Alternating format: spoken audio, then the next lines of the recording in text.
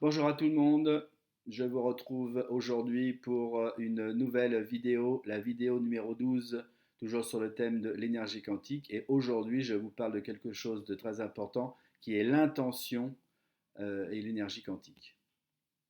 Donc, dans la vidéo numéro 11, nous avons parlé d'accès à la conscience par l'énergie quantique, en utilisant la technique des appareils à capteurs quantiques pour accéder au champ d'information quantique. Et ce champ d'information quantique, il contient toutes les informations, la fameuse bibliothèque universelle dont nous avons parlé dans la vidéo précédente. Pour accéder au maximum d'informations, il est très important de retenir que c'est l'intention en fait entre le patient ou la patiente, le praticien et la praticienne, donc la personne qui utilise l'appareil quantique et donc aussi l'appareil quantique,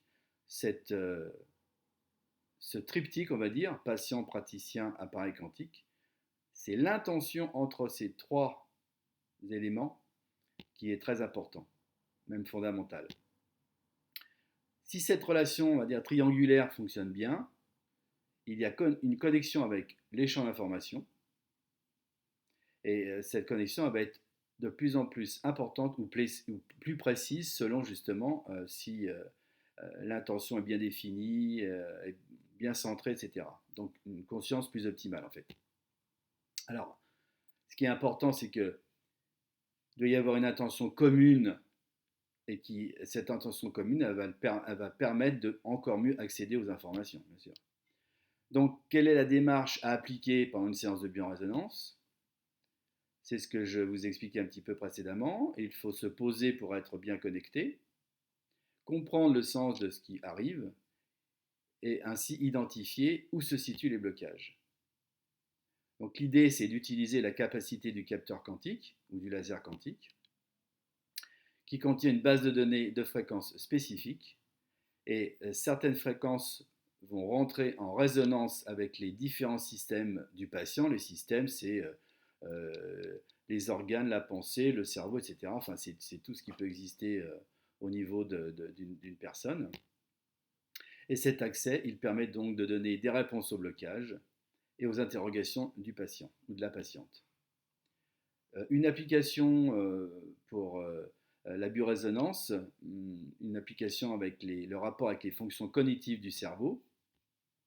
Donc vous savez que tout est onde, fréquence et vibration. Et forcément, notre cerveau n'y échappe pas.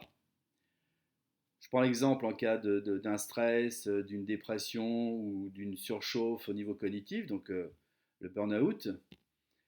L'ensemble de certaines fréquences cognitives vont être modifiées quand on est dans une de ces situations.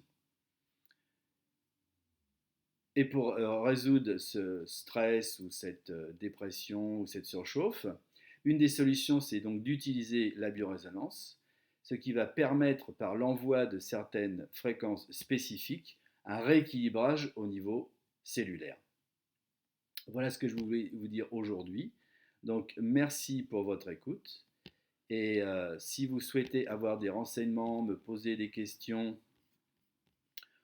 sur la biorésonance ou sur l'énergie quantique, vous avez mon mail, alexandre.tanzi44@gmail.com. Mon téléphone est indiqué également.